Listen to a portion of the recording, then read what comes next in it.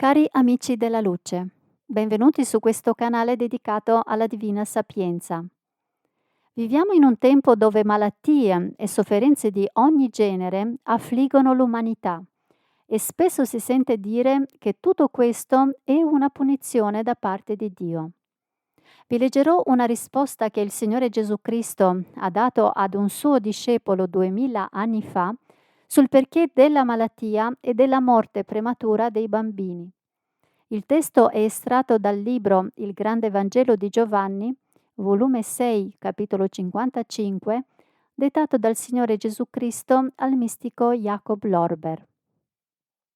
Disse uno dei suoi discepoli: perché devono morire anche tanti bambini ancora in tenerissima età e senza aver raggiunto alcuno sviluppo? E perché quasi sempre la morte del corpo è preceduta da una maligna malattia che indebolisce e uccide il corpo? Una volta che l'uomo è maturo, egli, quale anima, dovrebbe poter uscire facilmente e senza soffrire dal corpo, ed i bambini non dovrebbero mai e poi mai morire prima di aver raggiunto un determinato grado di maturità. Invece, dei fatti di questa specie si verificano continuamente. Tutti gli anni muoiono molti fanciulli e le malattie maligne non cessano, anzi, sono un continuo tormento per gli uomini. O Signore Maestro, perché deve dunque essere così su questa terra? Risponde il Signore Gesù. Questo non dovrebbe affatto essere così, e infatti nei primi tempi dell'umanità non era così.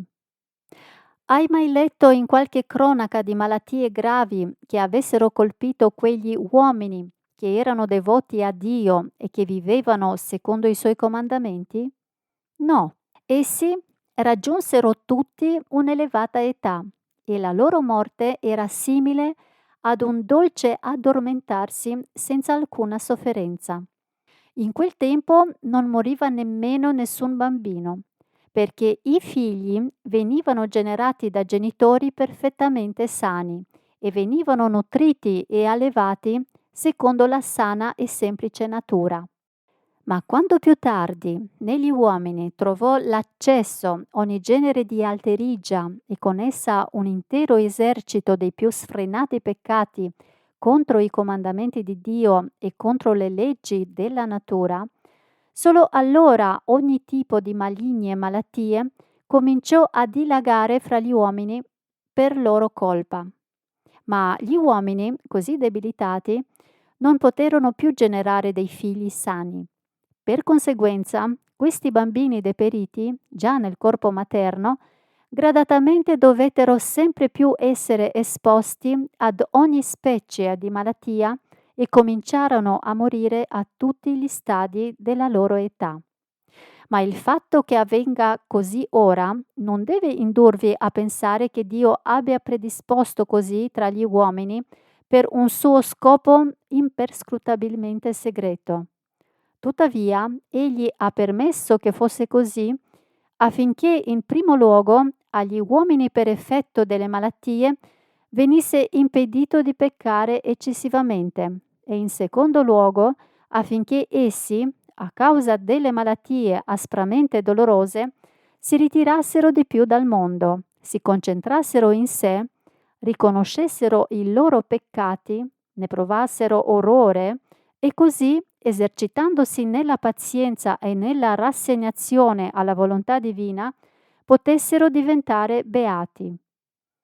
Ora questo è il caso anche dei bambini. Che cosa può diventare su questa terra un bambino fisicamente del tutto deperito, particolarmente se generato da genitori che sono stati essi stessi generati in ogni peccato? Chi li alleverà e chi li guarirà dai loro mali? Non è invece meglio che essi vengano tolti da questo mondo e vengano affidati agli angeli nell'aldilà per essere educati nel regno dei bambini appositamente esistente per loro? Io vi dico che Dio sa tutto ed ha cura di tutto, ma poiché la maggior parte degli uomini nel tempo attuale non conoscono più Dio, né sanno niente di Lui, come potrebbero sapere cosa fa Dio e cosa dispone per la loro possibile salvezza?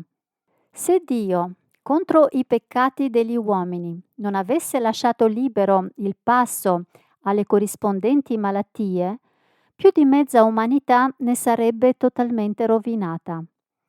La terra diverrebbe un completo inferno e dovrebbe vagare nell'infinito spazio cosmico distrutta e in morte e rovine. Come questo spazio visibile di stelle e di mondi ha già presentato esempi del genere ed i miei discepoli sarebbero già in grado di fornirvi qualche particolare in proposito. Grazie per avermi ascoltato. Se siete interessati a conoscere gli insegnamenti del Signore Gesù Cristo, iscrivetevi al canale e attivate la campanella per essere avvisati quando verranno pubblicati i prossimi post. Vi auguro ogni bene. Il Signore ci doni pace.